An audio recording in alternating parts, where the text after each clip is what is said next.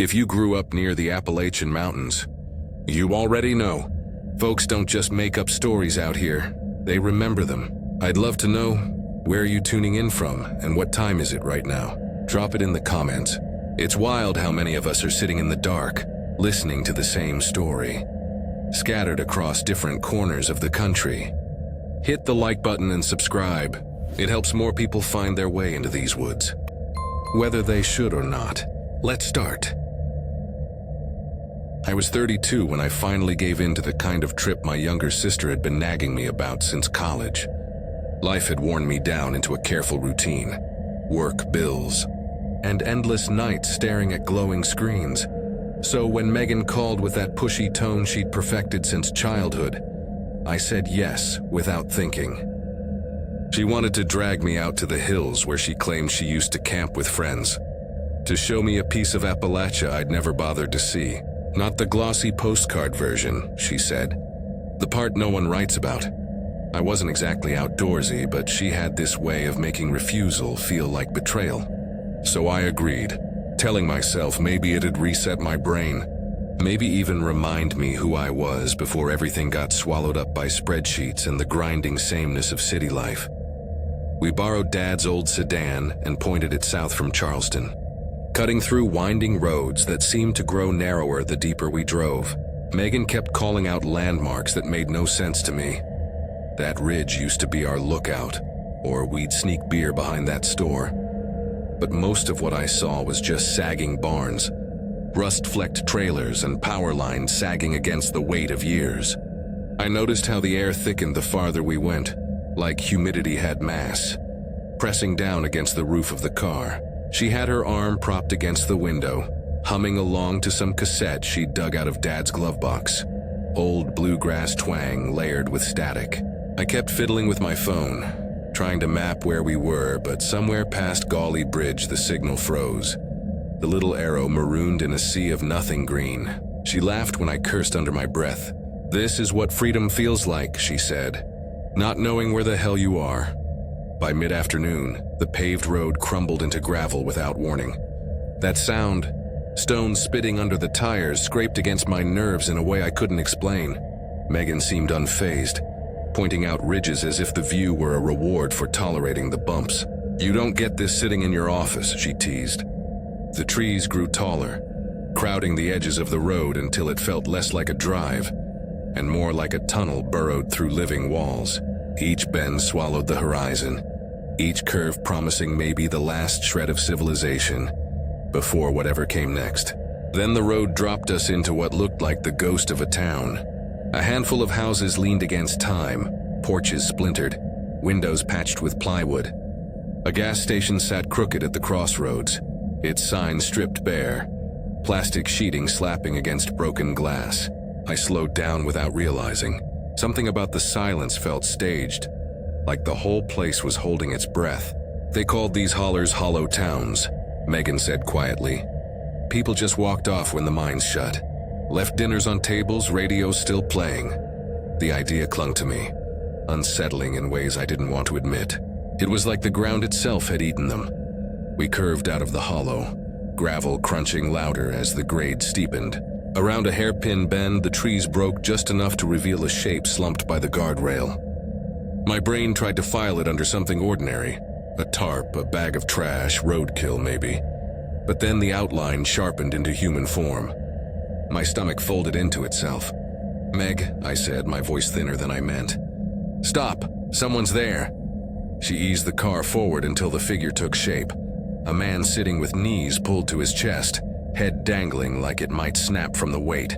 His clothes were caked in the kind of red dust that clung to everything out here. Boots too big for him, shirt split down the back. I couldn't see his face. For a moment I thought he might be dead. The heat hit like a wall when I opened the door, waves rising from the gravel. There was a faint metallic tang in the air, sharp enough to sting the back of my throat. "Sir?" I called, trying for calm, like I had any business playing rescuer. He didn't move. Megan had slipped out too, hovering just behind me, her breath quick. I stepped closer, just far enough to see the shallow rise and fall of his chest. He was alive, but barely. Relief lasted half a second before dread replaced it. His skin, exposed through the rip in his shirt, was marked with dark impressions lined so evenly they looked burned in, rows of circles pressed deep, like some heavy object had branded him again and again. My mouth dried out instantly. "Meg, we need to call someone," I whispered. She nodded, clutching her phone like a lifeline. But the screen mocked us with the same frozen map I'd seen earlier. No bars, no signal, just emptiness. I was about to suggest we drive until we found reception when the man's head twitched. Slowly, his face lifted. His skin was waxy, slack, eyes fixed not on the trees or the car, but on me. Direct, unblinking. His lips began to move, slow and deliberate, but no sound came out. Each word was shaped carefully, like rehearsal for an audience only I was meant to join. I stumbled back before I realized my legs were moving. Megan's hand gripped my arm hard enough to bruise. "Get back in the car," she whispered, urgency replacing fear. We edged backward, keeping our eyes locked on him. He kept mouthing the same thing, phrase repeating with mechanical insistence. Megan threw herself into the driver's seat, turned the key, and the engine roared too loud against the hush. That broke the moment. Gravel spat from the tires as we lurched forward. I twisted around, staring through the back window. The man was standing now, legs unsteady but moving step after step. With each stride, a faint red trail bloomed behind him, as though something seeped from his boots. He didn't break his stare. My heart hammered with the rhythm of the car bouncing over ruts. Convinced at any moment he'd sprint, that he'd somehow keep pace no matter how fast we fled. But he stayed small in the mirror, shrinking into a speck that still refused to blink. We didn't speak for what felt like hours. When the gravel finally gave way to cracked pavement, and the trees thinned into fields dotted with rusting equipment, my phone buzzed back to life. No messages, just the same hollow timestamp. Megan gripped the wheel so hard her knuckles whitened. "Did you see what he was saying?" she asked, her voice barely audible. I swallowed. My throat felt lined with sandpaper. "No, I couldn't hear," she exhaled sharply. "He was telling us over and over, not yet. Don't go yet." The words landed heavy, like something had just marked us. Neither of us said anything after that. We stumbled into a roadside motel just as dusk bled across the sky. It leaned precariously, siding rattling with every gust. Inside, the air reeked of mildew, the carpet damp under our shoes. I collapsed onto a bed so narrow I felt like rolling over might send me onto the floor. A water stain spread across the ceiling, warped into a shape that looked unsettlingly like an eye. Sleep wouldn't come. Every time I closed my eyes, I saw the man's mouth shaping that phrase. Just after midnight, the wind rose, making the siding creak like footsteps. For a minute, I swore I heard gravel crunching outside the door, deliberate and slow.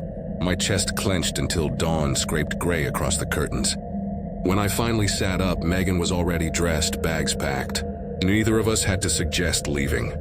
We drove east until the mountains loosened their grip, but something followed us. That night, weeks later, I dreamt of the same man standing at the end of my bed, lips moving silently. The words no longer needed sound. They burned clear inside my head. "You were supposed to stay." I was 35, a divorced school teacher from Charleston, West Virginia.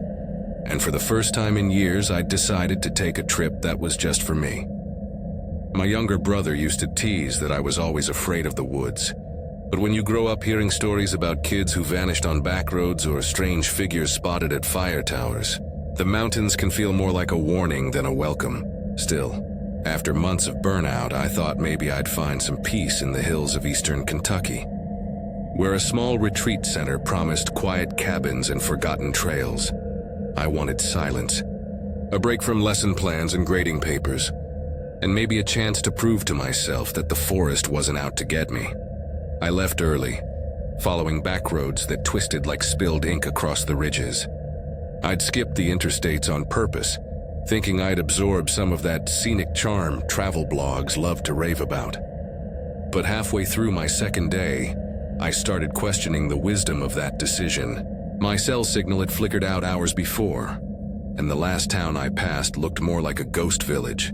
3 boarded-up storefronts and a single gas pump wrapped in caution tape.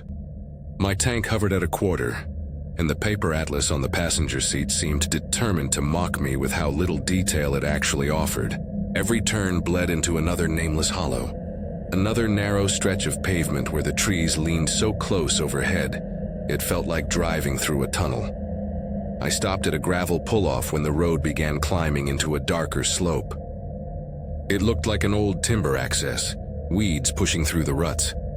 I killed the engine and unfolded my map across the hood, pretending I could actually make sense of the mess of dotted lines. The air outside was still and damp, the kind of stillness that presses on your ears. Not a chainsaw, not a truck, not even a dog barking in the distance. Just the weight of the trees and the faint tick of my cooling engine. That's when I saw it. A maroon truck sat about 30 yards behind mine. No crunch of tires had announced it. No motor echo in the hollows. One blink of my eyes and it was simply there, angled toward me like it had been waiting. The cab windows were tinted darker than any farm truck I'd ever seen. No movement inside, no hand on the wheel. Just a slow pulse of smoke rising from the exhaust pipe. Uneven, like the truck itself was breathing shallowly. I raised a hand in a half wave, hoping maybe it was a local checking if I was lost. No answer. The silence grew thicker. My stomach turned cold, and without knowing why, I folded the map, slid back into my Corolla, and turned the key. The instant my engine coughed awake, the truck eased forward. Its lights stayed off, but it rolled behind me until the distance between us was barely a car length. I drove on, gripping the wheel so tightly my knuckles ached. Every speed I chose, the truck mirrored. Faster, slower, sharp curve, it matched me exactly. For nearly 2 miles, it lingered like a shadow, until a maintenance lane veered right. I cut onto it without signaling. When I checked my rear view, the truck was gone. The relief that washed through me was so sharp it hurt. Told myself I'd just spooked a local, maybe someone suspicious about outsiders. But deep down I knew something wasn't right. Vehicles don't appear without sound. They don't vanish that quickly. By the time I rolled into the clearing of Laurel Fork State Forest, dusk was already bruising the sky. The dirt lot at the trailhead held a single vehicle, a station wagon, half hidden beneath a sagging blue tarp. One tire had rotted into a flat. Moss was climbing its bumper. No sign of anyone nearby. I parked as far from it as I could and killed my engine. My fuel gauge glared back at me, the needle kissing empty. I had no choice but to make camp. As I set up my small tent at the edge of the clearing, I couldn't shake the thought of that wagon. Its dust-caked windows reflected the last shards of sunlight. Opaque and lifeless, I kept imagining a figure crouched inside, face pressed to the glass, waiting. The trail into the woods was hardly marked, just a battered sign warning of black bear sightings and 2 stakes leaning like broken bones. But what froze me was the dirt itself. Heavy tire tracks dug deep into the soil, fresh enough that clumps of earth still crumbled at the edges. No motor vehicles were supposed to reach this far. No rangers patrolled here, no maintenance crews. And yet the tracks led straight into the trees. I tried to eat, sitting cross-legged against a fallen log, my camp stove hissing faintly. My hatchet rested across my knees. Every creak of the forest set my nerves thrumming. Still nothing came. By 11, I crawled into my tent, zipped myself inside the sleeping bag, and told myself I was safe. But when the headlights washed across the nylon, I nearly screamed. They swept back and forth across the clearing, slow and deliberate before fixing directly on my tent. A familiar engine throbbed, ragged, uneven. The truck, it had found me. I held my breath as a door creaked open. Heavy footsteps pressed into the leaves circling my tent once. Then again, each pause felt like an inspection, as though the unseen figure was deciding if I was worth disturbing. My palm ached from gripping the hatchet too tight. The steps stopped inches from my head. Through the thin nylon, I saw the dark outline of boots. Then silence. Just when I thought my lungs would burst, the footsteps retreated. A door shut. The engine never cut. I dared to peel the zipper back a fraction. There it was, the maroon truck idling in the trees. And standing beside it, a figure perfectly still. No features visible, only the shape of a man who never shifted weight, never raised a hand. I slid from the tent, clutching the hatchet, and slipped into the woods. Each step on brittle leaves sounded like a gunshot. My only thought was to reach the parking lot. When I finally glimpsed my car through the branches, Relief hit me so hard my knees weakened, but I wasn't alone. On the hood of the old station wagon sat another figure. They were hunched forward, hands dangling between their knees. No face visible, just the shape of someone waiting. I circled wide, refusing to let my footsteps touch gravel. My car looked fragile, impossibly far. I sprinted the last yards, flung myself inside, and locked the doors. When I turned the key, the Corolla roared louder than it ever had before.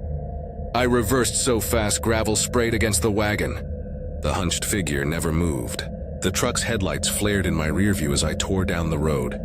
But when I blinked, they were gone again. I drove until neon lights appeared on the horizon, a gas station at a crossroad town called Miller's Hollow.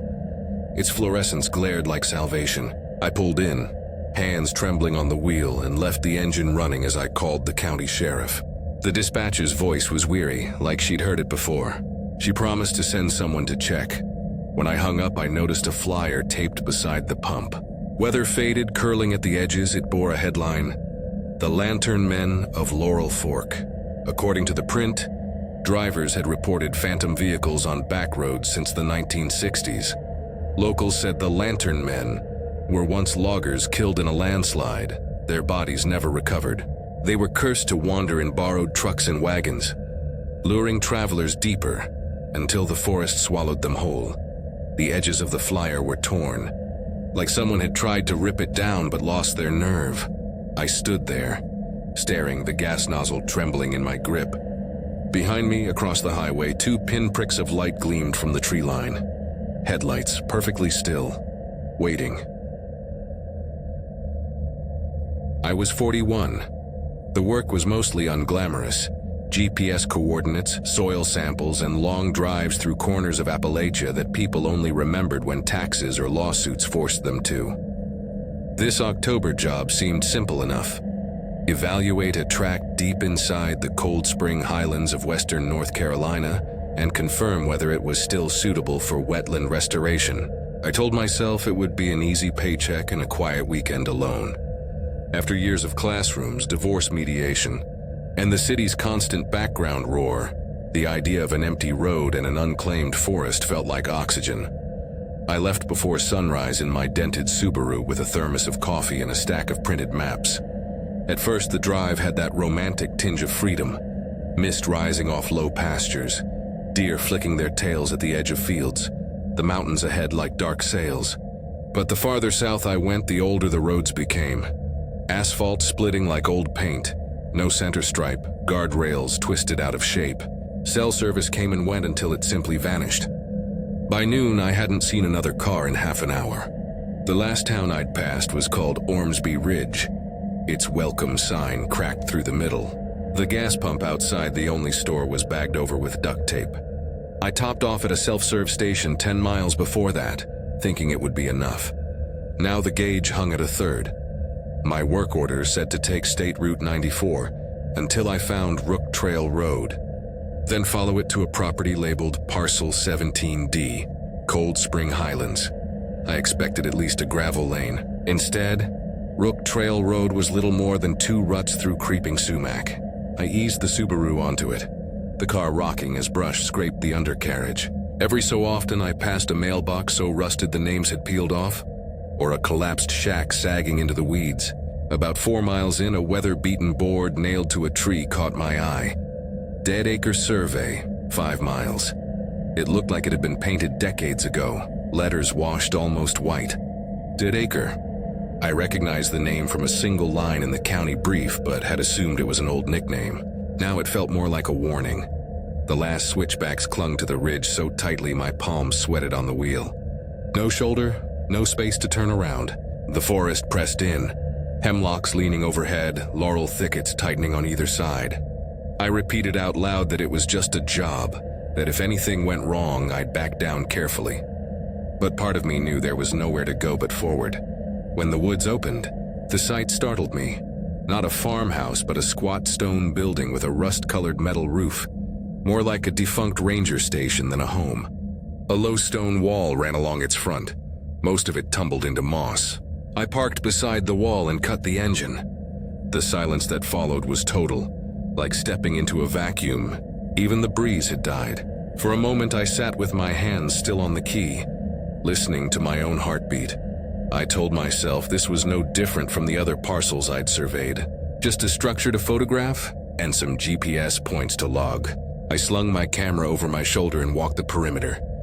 The windows were covered in plywood, some fresh, some gray and splintering. Someone had been here more recently than the county files suggested. That detail lodged like a splinter in my mind. I snapped wide shots of the roofline, the foundation, the surrounding clearing. The ground was littered with slate chips and old survey stakes tipped at odd angles. When I stepped around the back corner, my boot slid on loose gravel. I caught myself against the wall. That's when I saw the truck. It was a faded blue pickup, too clean to have been abandoned, tucked behind a screen of rhododendron. All four doors shut, no license plate, windows dark. I hadn't heard an engine. No tire ruts cut the clearing. My mouth went dry. I crouched, trying to peer inside, but glare off the glass hid everything. It didn't look parked. It looked placed, waiting. I took 3 rapid photos and backed away, telling myself it was probably some hunter's truck left while he hiked. I'd almost reached the front steps when gravel shifted behind me, looking for the boundary stones. The voice wasn't loud, but it cut through the stillness like a blade. I turned too fast, my knee nearly giving out. A man stood by the corner I'd just passed, tall, hollow-cheeked. A canvas jacket with one sleeve stained a darker color as if perpetually damp. His eyes were small and steady, fixed on me without blinking.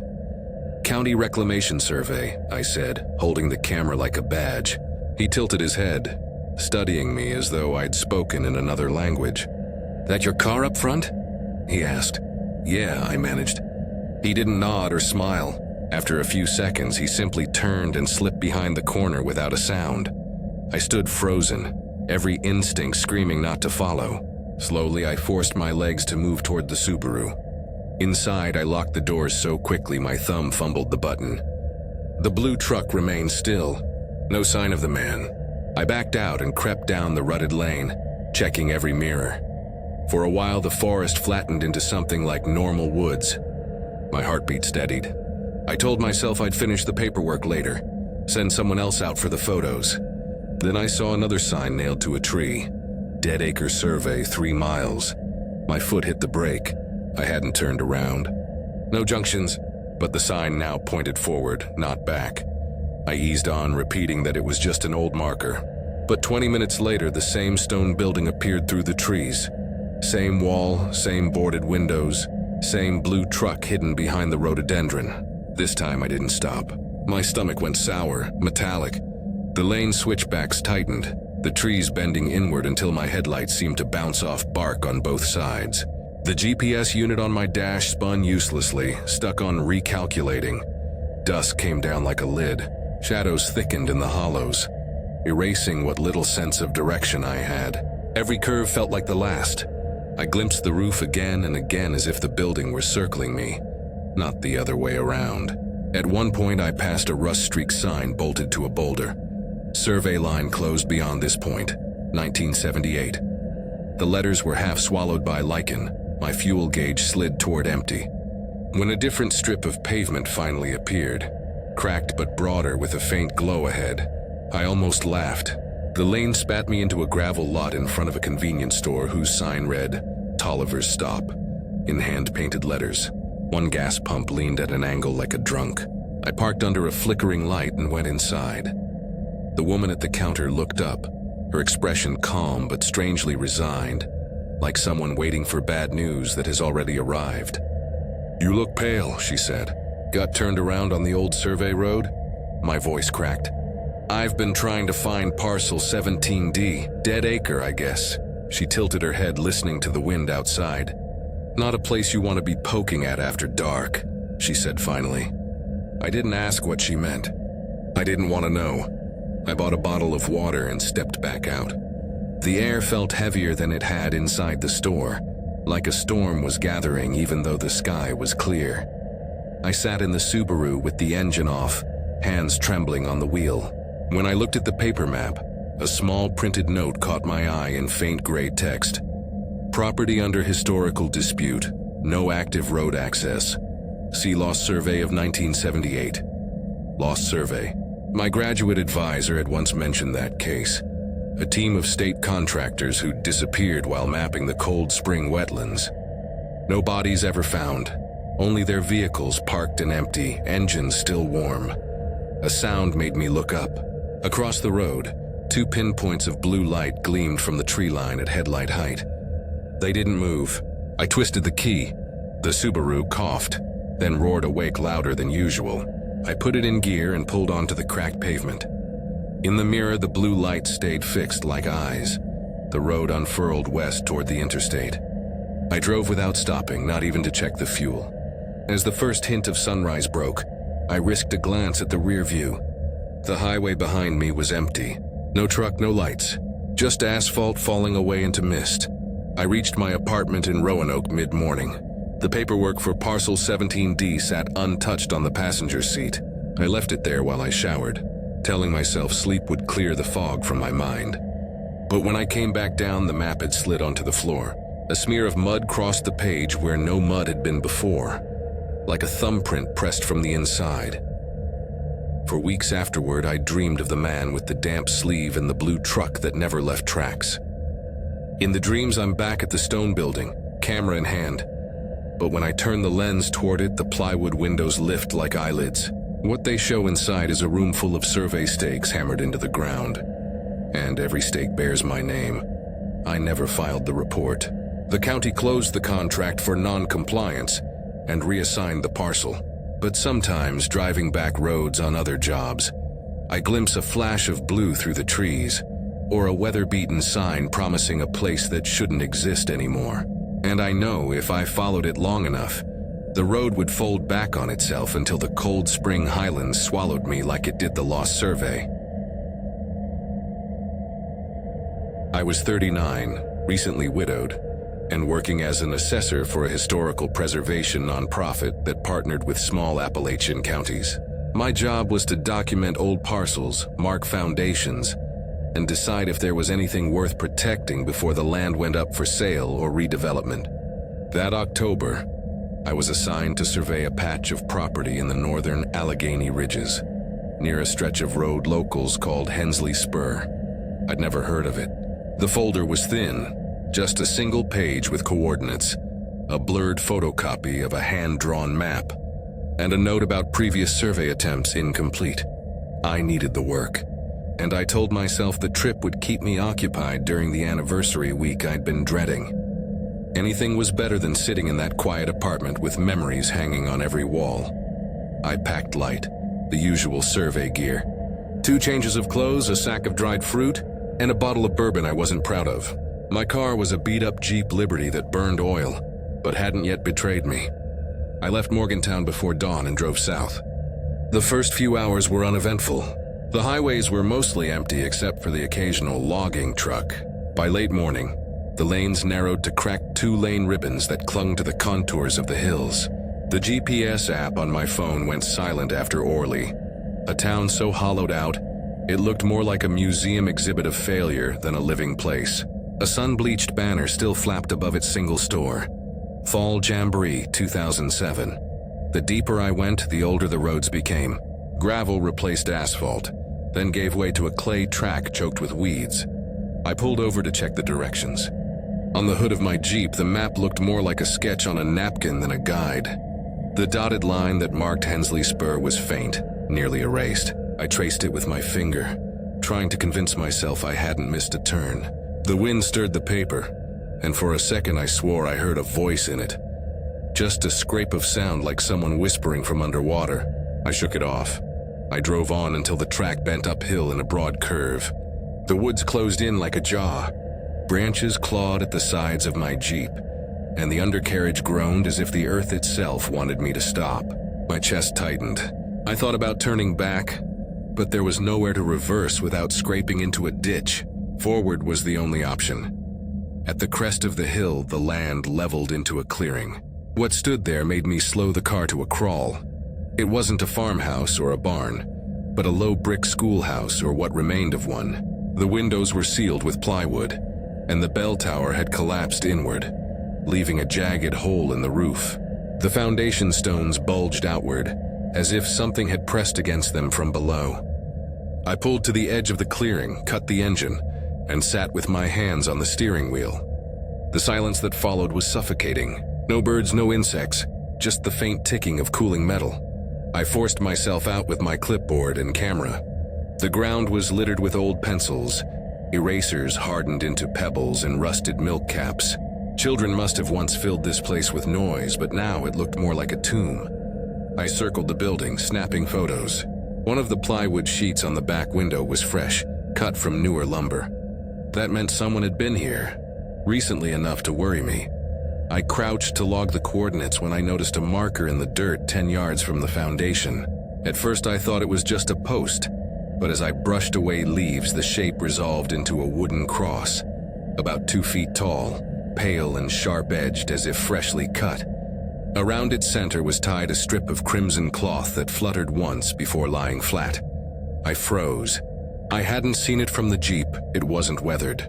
It was new.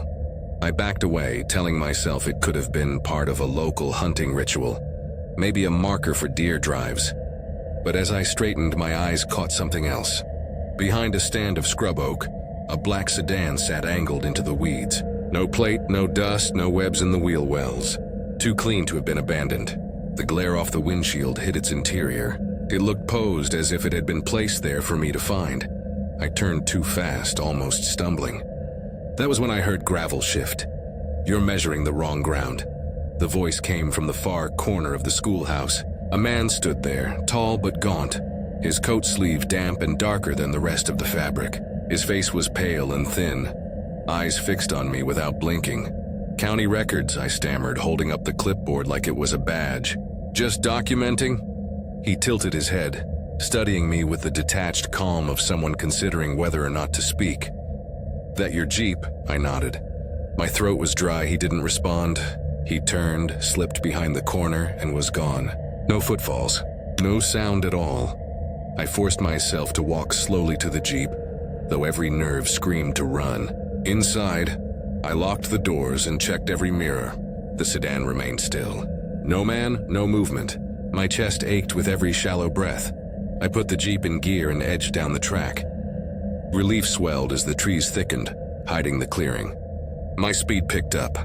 Then, half a mile later, my headlights swept across another cross-planted square in the middle of the road. Same pale wood, same red cloth.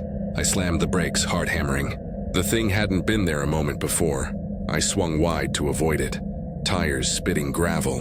100 yards later, another cross, then another. My knuckles whitened on the wheel. I counted without meaning to, 4, 5, 6. Each one upright, perfectly balanced, the strips of red catching my lights like tongues of flame. At the 9th, I heard footsteps in the woods beside me. They matched my speed, not hurried, not falling behind, just walking in time with me. I killed the radio, straining to hear. The crunch of leaves, steady and deliberate. At the 12th, a voice called out, "This road doesn't let go." Flat, toneless, neither warning nor threat, just fact. I pressed the gas harder, but the Jeep bogged down as the gravel gave way to soft clay. The tires spun, the engine whined. My pulse roared in my ears. When I leapt out to check, my boots sank into mud up to the ankles, only under my Jeep. The rest of the track was dry. It felt targeted, like the ground itself had chosen me. I dug with the folding shovel, muscles burning, until I could see tread again. Sweat dripped into my eyes.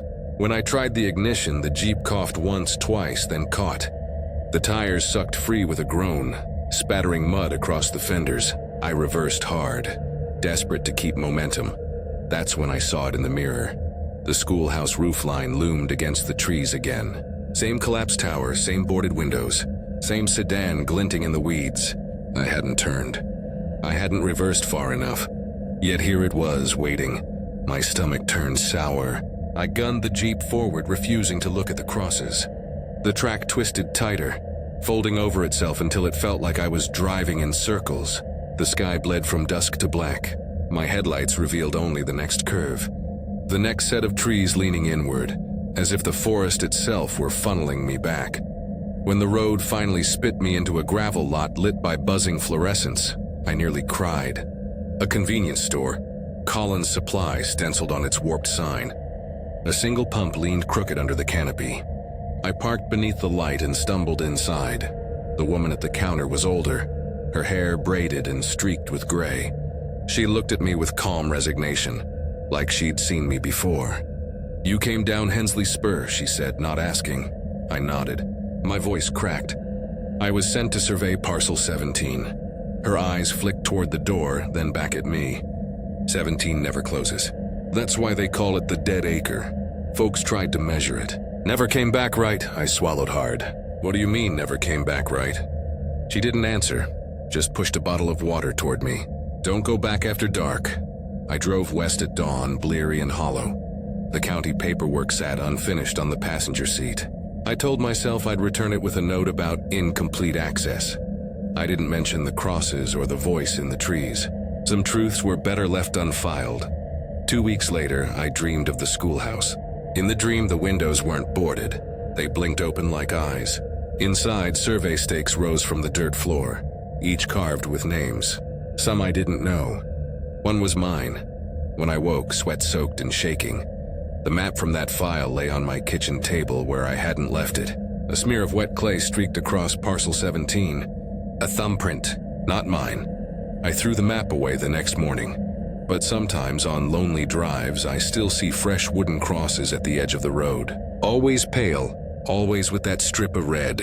And I know if I stop to count them, the last one will already have my name tied to it. I was 34, a burned-out paralegal from Charleston, West Virginia, who decided a road trip might shake something loose in me. My last job had ended badly, with me walking out of the office and leaving my files scattered across the desk, and I hadn't lined up anything new. Rent was overdue. My mother was calling twice a day with opportunities that all sounded like dead ends. I figured the open road would buy me a little breathing space. So I packed a bag, grabbed my hiking boots, and pointed my Civic south toward Tennessee. The only rule I gave myself was not to rush. I'd follow whatever side road caught my eye. Maybe I'd find a trailhead, a diner that wasn't chain-owned, a place that didn't feel like every other place. By the time I reached the North Carolina line, the radio had given up its stations, leaving me with static and the hum of my engine. My Atlas, the old kind you had to flip pages in, sat on the passenger seat, mostly ignored. Around mid-morning, I saw a weather-beaten sign nailed to a crooked post. Toll Keeper's Trace, historic route. The paint had faded to gray, but the name pulled at something in me. I thought maybe I'd read about it once in a footnote, some old wagon road long since bypassed. The highway was dull, straight and empty, and I convinced myself a detour would be worth it. I turned off onto the trace. The pavement changed almost instantly. The asphalt was warped, full of ridges, as if the land beneath had been shifting for decades. The trees pressed closer too, pale birches lined in even rows, their bark peeling in strips that looked like old paper. A mile in, I passed a marker, just a carved wooden post painted with the number 1. Another half mile, another post, this one with a 2. When I reached the 3rd, I slowed the car. It bore no number. Instead, someone had painted a crude black figure, arms raised, the head little more than a circle. It wasn't playful graffiti. It looked older, deliberate, and wrong. I gripped the wheel tighter, telling myself it was some remnant from a forgotten survey project. Yet my chest tightened all the same. The farther I went, the stranger it became. 100 yards ahead, a station wagon sat tilted nose first into the ditch. Its windshield spiderwebbed, the driver's door yawning open. No one inside, no footprints in the gravel. The sight hollowed me out. I coasted by, promising I'd call it in when I found service again. A little farther. Something else. A paper grocery bag sitting upright in the center of the road. Perfectly still, despite the faint wind whispering through the branches. I swerved to avoid it, glancing into my rearview mirror as I passed. Another identical bag stood in the road behind me, where there had been nothing. My throat went dry. I pressed the accelerator. Gravel spat from beneath the tires. My odometer ticked forward, but the scenery refused to change. Curve after curve, birches pressing tighter. At last I braked hard. Ahead of me, blocking the road, was another marker. The figure painted on it had changed. Its arms were no longer raised. They stretched outward, palms painted red. I pulled onto the shoulder, if you could call the thin strip of weeds a shoulder, and stepped out. The air smelled sharp, metallic, like coins rubbed together. The silence made my ears ring. I turned in a slow circle, and that was when I saw it. Saplings crowding across the road behind my car, as if they'd grown full height in the time it took me to stop. Their trunks gleamed pale, evenly spaced like fence posts. I walked up to them, pressed my hand against the nearest trunk. It bent like soft rubber and snapped back upright when I released it. My fingers came away tacky with resin that hardened into a clear shell almost instantly. Scraped at it with my thumb, but it clung stubbornly, sealing into my skin like a second layer. Panic surged in my chest. I scrambled back into the Civic and turned the key. The engine roared too loud in the stillness. I drove forward, tires crunching, headlights bouncing off trees that all looked exactly the same. I glanced at my odometer again. 0 miles. Checked it twice. Still 0. I began talking to myself, anything to fill the void. I muttered that it was fatigue, that roads didn't just loop in place. But the words rang hollow. When the road straightened, I saw a structure ahead. A squat concrete blockhouse, no windows, a flat roof sagging with moss. Above its dented metal door was a hand-painted sign, Wayfarers Rest. The letters were uneven, some smeared. It looked more like a storage shed than a rest stop. I cut the engine and stepped out. My legs trembled. Something in me believed that if I found a person inside, a hiker, a vagrant, anyone, the nightmare logic of this road would crack open into something explainable. I pushed the door. It swung in with surprising ease. Inside was a single wooden chair in the middle of the room. On it sat a flip phone glowing faintly blue. Before I could move, it began to ring. 3 tones, then silence. I didn't touch it. Then my own phone buzzed in my pocket. I pulled it out. Unknown caller. Against every instinct, I answered. A man's voice, low and rasping, whispered, "Sit in the chair." I staggered back until my shoulder hit the wall. The flip phone rang again. I grabbed it, hoping the voice would be different, but the same words hissed through. "Sit in the chair." I hurled it against the wall. It shattered, scattering like brittle insects. When I spun toward the exit, the door was gone. Just seamless concrete. I pounded on the wall until my palms throbbed. My voice cracked from shouting. Behind me, wood creaked as though under weight. Slow, deliberate. I didn't turn around. I knew if I looked, something would be sitting in that chair.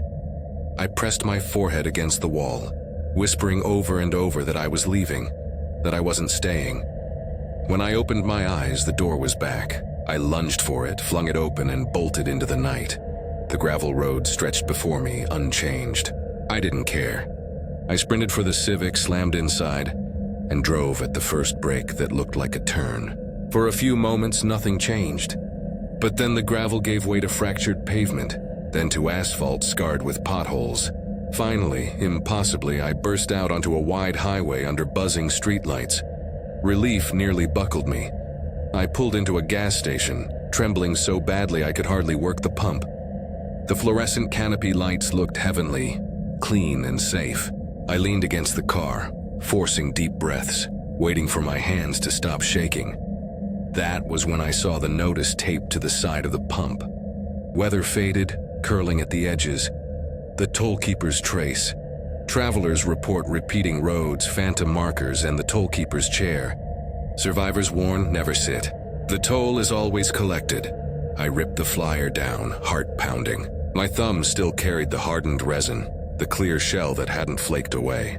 No amount of scratching would remove it. I got back in the car, intending to drive until daylight to put as many miles as possible between me and that cursed trace. But when I glanced in the rearview mirror, my stomach dropped. In the middle of the empty road behind me, illuminated by the station's harsh blue-white glow, sat a single wooden chair, and on the seat my phone buzzed. I was 42, a former history teacher who'd left the classroom the year before when everything seemed to collapse at once. My marriage, my job, my sense that I was good at anything at all. With nothing to tie me down, I decided to spend the fall driving through parts of Appalachia, I'd only ever read about in lesson plans. Told myself it was research, that I might write a local history someday, but truthfully, it was just drifting. One morning in late October, I crossed the Tennessee line into the Cumberland Highlands with no destination more specific than keep moving until something feels different. The main road twisted through hardwood forest, half bare from autumn winds. My phone had lost service an hour earlier. The atlas on my passenger seat showed a scatter of county lines, faded and imprecise. I didn't mind. For the first time in years, I wasn't expected anywhere. It was near midday when I noticed a crooked wooden post at the roadside. Nailed to it was a board so weathered the grain stood out like ribs, but the paint was still legible. Crowder Trace. No mileage, no arrow. The name struck me as familiar, though I couldn't place it. Maybe I'd seen it in an old WPA guide when I taught American folklore. Whatever it was, the sign tugged at me. The trace began as a gravel spur cutting east off the highway, 2 narrow ruts swallowed by grass. I slowed, considering. The atlas didn't list it. My GPS screen remained blank. That should have been enough reason to keep going north. Instead, I turned. At first, the track looked ordinary. Damp gravel, tall goldenrod crowding the ditches, birds scattering at the sound of my tires. Then it tightened. Within a quarter mile, the trees leaned so close that their limbs brushed the roof of my car. The light dimmed into a green-gray tunnel. My hands crept higher on the wheel. I told myself I'd just go far enough to find a spot to turn around. That was when I saw the first stone. It jutted from the soil beside the road like a grave marker, waist high, roughly cut. Across its face was smeared a thick band of red paint, not yet faded. I slowed to a crawl, staring. It wasn't listed on any survey I knew of, and it looked far too recent to be a relic. I drove past, forcing myself not to stop. 50 yards later, another stone. This one leaned at an angle. The paint streak crooked across its top. A third appeared just beyond it, straighter, neater. My chest tightened. They formed a line, leading me deeper. I pulled over, heart knocking hard, and climbed out with my boots crunching in gravel. The forest was unnervingly quiet. No wind, no insect drone, only the faint tick of my cooling engine. I crouched near one of the stones. A deliberate groove had been chiseled into its face, neat and square. Fresh shavings of granite dust clung in the crevice. Someone had placed it recently. When I turned back toward my car, my stomach dropped. A fourth stone now stood directly behind the bumper, planted square in the track. I knew with absolute certainty it hadn't been there when I stopped. My breath caught. I spun, scanning the woods. Nothing moved. No sound. I backed toward the car, refusing to turn my back. My fingers trembled on the door handle. Once inside, I jammed the key into the ignition. Relief surged when the engine caught, only to vanish a moment later when the rear tires lurched down with a sickening slump. I swore aloud and checked the mirror. Both wheels had sunk into a hollow of thick black mud. The road around it looked dry. I climbed out, grabbed the small shovel from my trunk and crouched by the wheel. The muck clung like tar, sticky and strange. I dug furiously, sweat slicking my neck despite the cool air. Every few seconds I glanced over my shoulder, half expecting to see another stone appear. The woods felt alert, as though the trees themselves were watching. Then I heard it. 3 knocks, slow and hollow. From somewhere up ahead, deliberate, the rhythm of knuckles on wood.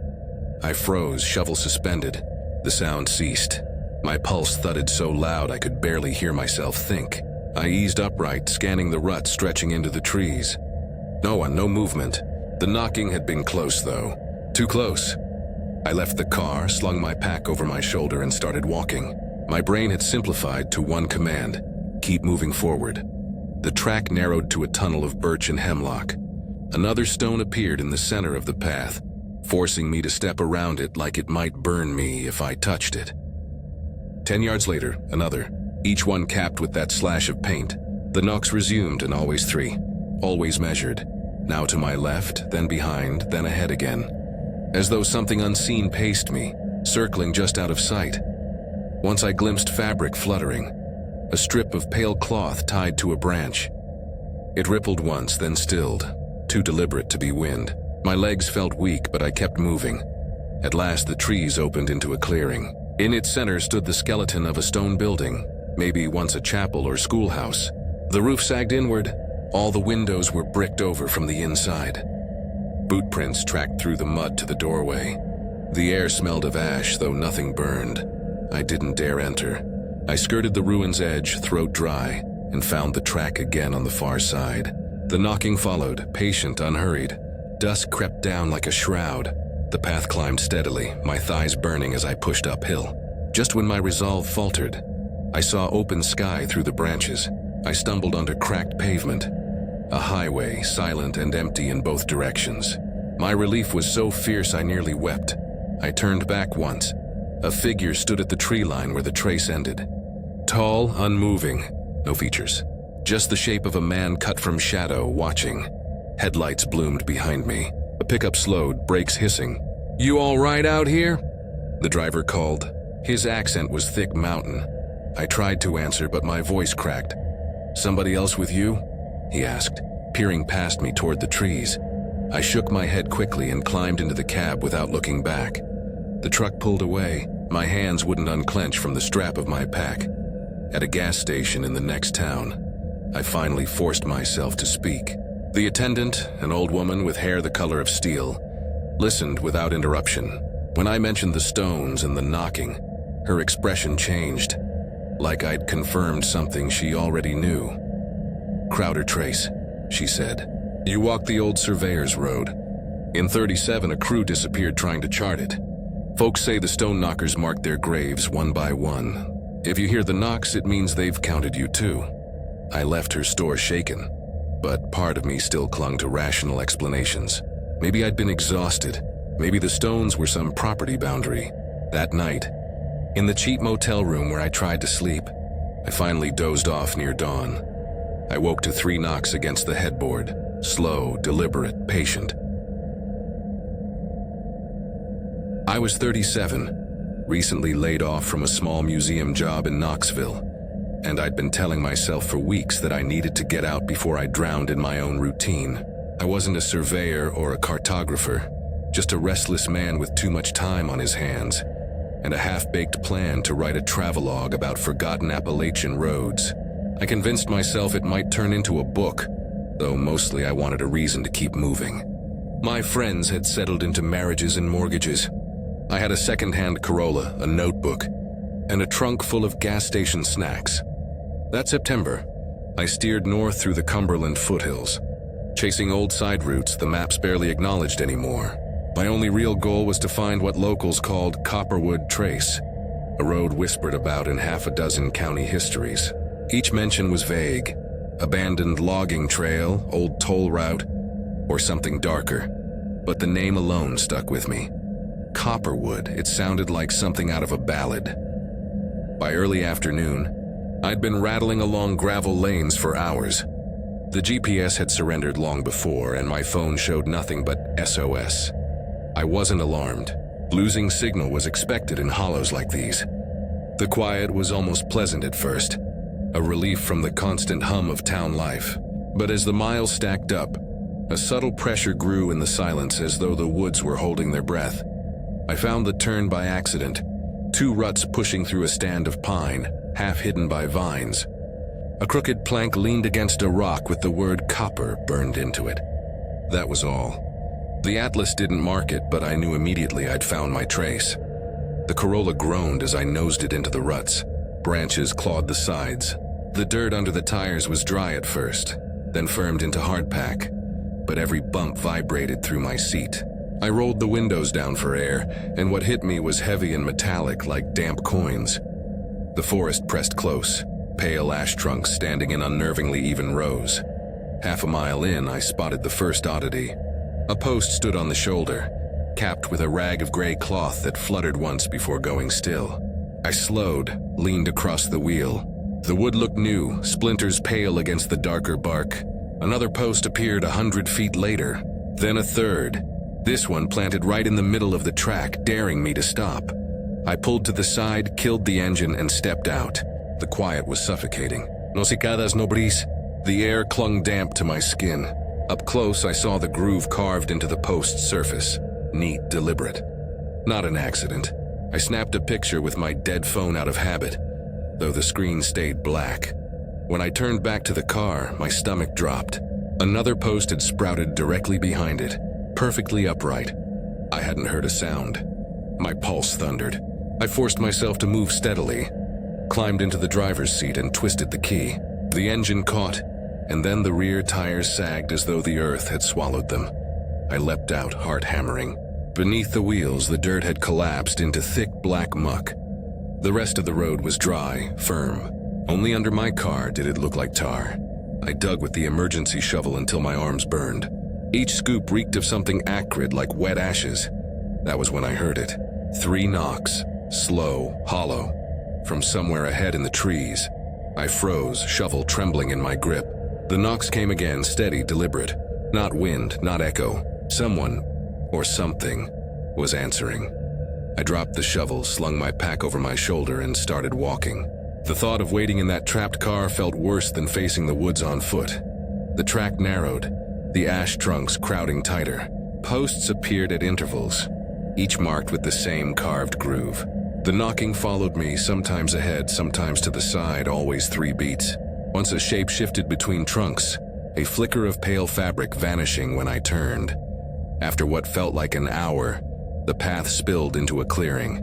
At its center squatted a weather-beaten house raised on stone blocks. Its windows were boarded from the inside. The air smelled faintly of char, though no smoke rose.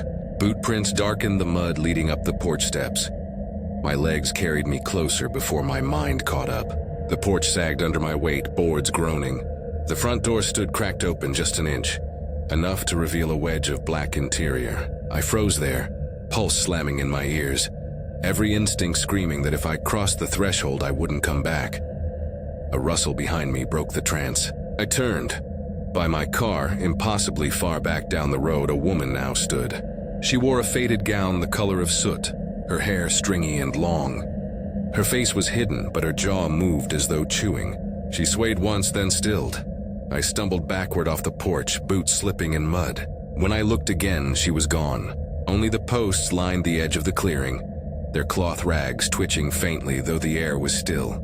I forced myself across the open space, found the track again on the far side, and kept moving uphill.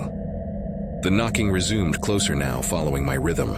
Dusk bled into the sky, staining the horizon violet. My legs felt rubbery, but adrenaline shoved me forward.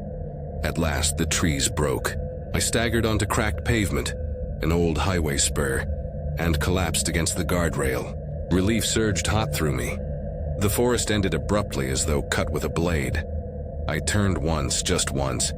At the trace's mouth stood the woman in the soot-colored gown. She swayed, jaw working. Beside her loomed a tall shape, faceless, shoulders broad as 2 men. Both were still as stone, watching. Headlights crested the bend. A semi slowed, brakes hissing. The driver leaned out. "You need help, friend?" Tried to answer, but the words stuck. "Anyone else with you?" His eyes flicked past me, squinting at the tree line. I shook my head fast and climbed into the cab. My hands would not unclench from my pack. We drove on. I didn't look back. That night, in a cheap motel outside Somerset, I collapsed onto the bed fully dressed. My phone lay on the nightstand, finally alive with signal, buzzing with missed notifications. I tried to laugh it off, to chalk it up to exhaustion. I dozed near dawn. When I woke, the air reeked of burnt ash. 3 knocks echoed against the headboard, deliberate and patient. And in the mirror above the dresser, a strip of gray cloth fluttered, though no window was open. I wasn't supposed to be anywhere near those mountains that week. I was 32, broke from grad school loans and picking up seasonal wildlife tracking gigs to keep myself afloat. That July, a professor friend in Asheville had called me about a temporary assignment, cataloging signs of bat populations in the lesser-visited valleys around the southern Alleghenies. It wasn't glamorous, just long hours, small pay, and too much time alone in the woods setting up acoustic monitors.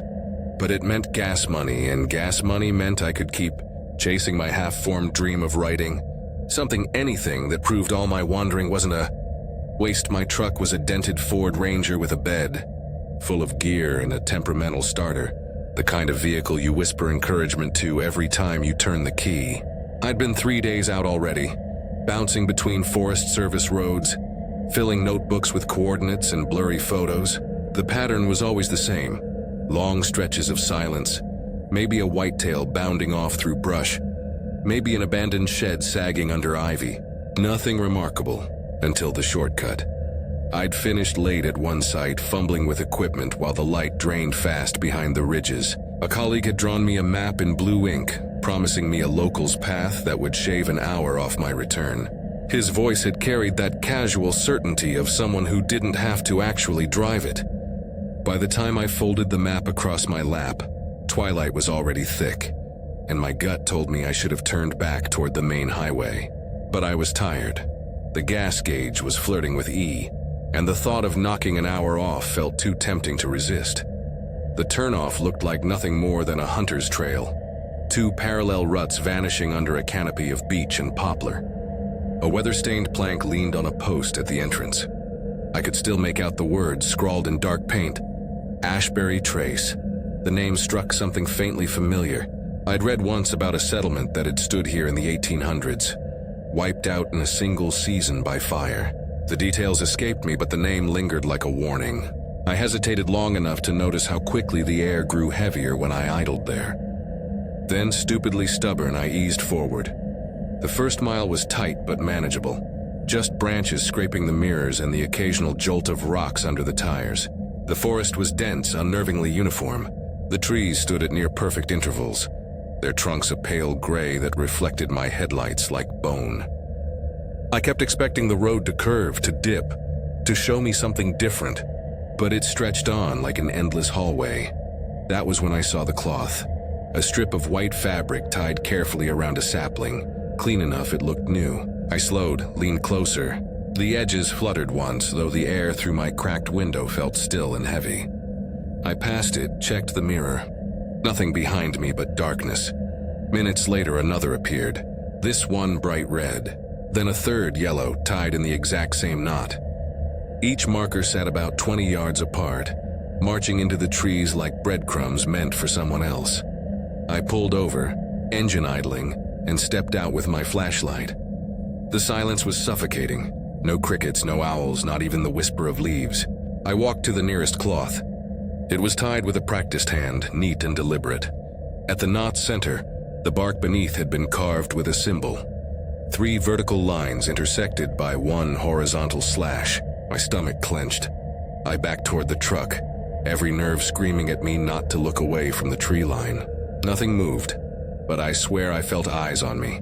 When I started the engine again, the trip counter on the odometer flicked down to 0. I hadn't touched it. I kept driving, faster this time, branches snapping against the sides. The cloths kept appearing. Every color of cloth you could imagine, each carved with the same tally mark symbol. And then I saw it. A vehicle up ahead, half slid into the ditch. An old Jeep Cherokee, door flung wide, hazard lights dead. I slowed, my throat dry. The seats were empty except for a single child's shoe in the passenger floor well. No footprints, no sign of struggle. Just the shoe placed neatly, toe pointing toward the woods. I couldn't force myself to stop. I pressed the gas harder, heart hammering. The road stayed straight, punishingly straight, until another marker appeared. Not cloth this time, but a crude wooden sign planted right at the fork of a narrower gravel spur. Black letters painted across it, crooked and rushed. Turn back. I stopped. My hands shook on the wheel. The paved stretch behind me looked the same as what lay ahead. Endless trees, endless cloth markers. I knew in my bones the main road was gone to me. So I turned down the gravel spur. Branches scraped both sides with the sound of nails on metal. My headlights swept over objects I couldn't process at first. Bundles wrapped in tarp, coils of rope, the glint of rusted cans. A boot lay half buried, its laces stiff with age. Each thing I passed made my chest tighter, until the trees finally gave way to a clearing. A low cinder block building crouched at the far edge, its single metal door propped open by a stone. A lantern glowed faint yellow inside, light barely spilling past the threshold. I braked hard, every muscle locked. The silence around that building was so complete it felt manufactured. I shifted into reverse, tires spitting gravel. That was when I saw the tracks, fresh treads crossing directly over mine, wide and deep, and they hadn't been there on the way in. Panic broke through whatever logic I had left. I floored it, bouncing hard over ruts, branches whipping the mirrors. The cloth markers blurred by, dozens of them, then hundreds, until the gravel shifted back into fractured pavement. My odometer jumped suddenly from 0 to 37 miles. I burst out onto the main highway under a pale orange billboard for a gas station 2 exits ahead. The relief was so sharp it almost hurt.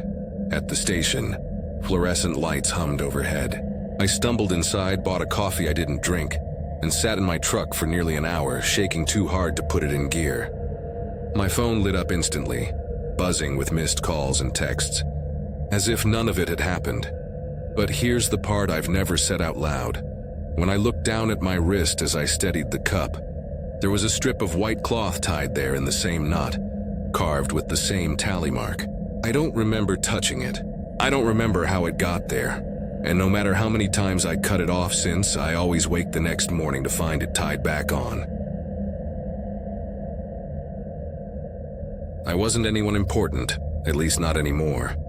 35, divorced, and drifting from one short-term contract to the next.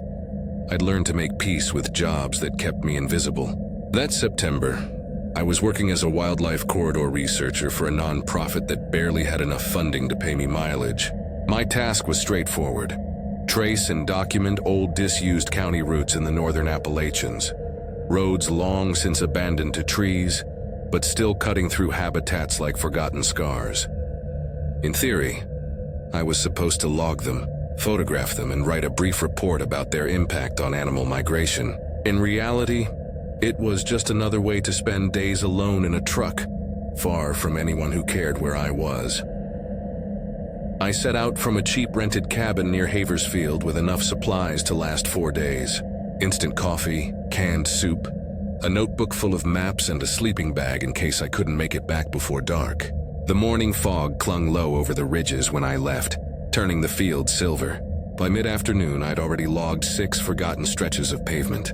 They were all the same: broken asphalt webbed with weeds, barns sagging like rotten teeth, rusted gates with no farms left behind them. I actually liked that part, the sense that I was cataloging pieces of history no one else thought to preserve. It was only the next day when things shifted. I'd just finished logging an overgrown spur road that ended in a field of kudzu, my tires nearly swallowed by vines when I noticed a sliver of pavement breaking off at a strange angle. It was almost hidden under brush, like a scar that had healed over. If I hadn't stopped to stretch, I might have missed it. There was no marker, no sign, just a thread of cracked concrete winding between maples. My GPS froze when I tried to locate it, the blue dot pulsing aimlessly. For a minute, I just sat there tapping my pen against the dash. I could have skipped it, no one would care. But the truth was, I hated admitting defeat. Roads like this were why I took the job in the first place. I wanted to see what was left when everyone else had already walked away. So I eased the truck forward, the suspension groaning as the tires rolled over jagged edges. The lane grew narrower with each bend until branches scraped the side mirrors. The air carried a sharp metallic tang, almost like pennies soaking in rainwater. I slowed, headlights cutting through shadows that seemed thicker than they had any right to be. After half a mile, I saw the first anomaly: a tall wooden stake planted in the shoulder, its top dipped in faded red paint, fresh enough that it hadn't washed off, old enough that the wood beneath had split. I leaned out, jotting notes. It didn't match any forestry markers I'd seen. Just one stake standing alone. I moved on, trying to shrug off the itch crawling at the base of my skull. Another 100 yards and a second appeared. This one crooked, paint dripping down its side in streaks. Then a third, and a fourth driven straight into the middle of the lane like a barrier. I braked hard. My knuckles whitened on the wheel. The stakes weren't random. They were leading somewhere. I climbed out, boots crunching gravel, and scanned the trees. The silence was wrong. No insects, no birds, just a thick hush pressing against my ears. I stepped toward the fourth stake, running my fingers over the grain. A shallow groove had been carved across the top. A lantern etched into the wood, neat and deliberate. My chest tightened. When I turned back, another stake had appeared behind my truck. I hadn't heard a sound. No rustling leaves, no snapping twigs. Just there. My hands shook as I scrambled into the cab and jammed the key into the ignition. The engine coughed before catching. I tried reversing, inching backward along the track. Then thud. The rear tires sank as though the earth had given way. I bolted out to check. The ground beneath both wheels had turned to sludge, black and wet, while the rest of the lane stayed dry. That's when I heard it. 3 knocks, hollow, measured, from deeper in the woods. I froze, every nerve alight. The knocks came again, deliberate, as if someone or something wanted me to know I wasn't alone. I grabbed my pack and flashlight, abandoning the truck, and started walking forward. Logic didn't matter anymore. Instinct told me I'd rather face the unknown ahead than sit waiting for whatever lingered behind. The stakes continued, each one carved with the same lantern symbol. My flashlight beam jittered across pale trunks. Shapes seemed to shift just out of sight, branches dipping, shadows crossing. But when I whipped the beam toward them, nothing was there. After what felt like an hour, the road widened into a clearing. At its center squatted a stone building, windowless with a rusting metal door propped open by a brick. Faint light glowed inside, yellow, flickering like a lantern flame. I stopped at the edge of the clearing, breath rasping in my ears. Boot prints fresh in the mud led up the steps. Every instinct screamed to turn back, but my legs carried me closer. The door yawned open, darkness beyond pierced by the flicker of flame. I stepped across the threshold. The air inside was stifling, thick with the scent of soot. A wooden chair sat in the center of the room. On it, a lantern burned low, glass cracked, flame guttering. Beside it lay a notebook, pages warped with damp. I picked it up with trembling hands, scrawled across the first page, Shale Hollow. Do not follow the keeper. I flipped another page, rough coordinates written over and over. Each one was identical to the spot I had logged when I first turned onto the road. The hair on my arms rose, then came the knock. 3 beats, slow and heavy, from directly behind me. I spun, heart hammering. The doorway was empty, but the light from the lantern dimmed as though something had stepped between us. I dropped the notebook and bolted, stumbling into the clearing. My flashlight beam bounced wildly. Beyond the posts, a figure stood at the tree line, tall, draped in a coat that hung to the ground, a hood shadowing its face. In its hand, it carried a lantern. The flame inside burned white, too bright to look at directly. I ran. Branches whipped my arms. The knocking followed, closer, faster, matching the pounding of my heart. Every bend revealed more stakes, more carved lanterns, all pointing deeper, never back. My lungs burned. My legs screamed. Finally, the trees broke. I stumbled onto cracked pavement, collapsing against the guardrail of an old state highway. The forest ended in a clean line behind me. Too sudden, too sharp. I forced myself to turn once, just once. The lantern keeper stood at the threshold, still and waiting, its flame casting shadows far longer than any figure should. Headlights swept the curve. A delivery truck slowed, brakes hissing. The driver leaned out. "You all right? You look like hell." I tried to answer, but my throat felt raw, words catching like gravel. "Anyone else out there with you?" he asked, squinting past me into the trees.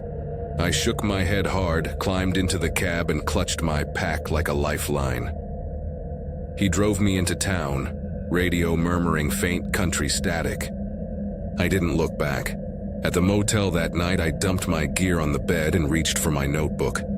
The coordinates I'd written down when I first saw the hidden road had been crossed out. In their place, in handwriting not mine, were 3 words. "Still behind you." I didn't sleep and I haven't driven into the ridges since. But sometimes when the night is quiet enough, I hear it again. 3 knocks, patient waiting.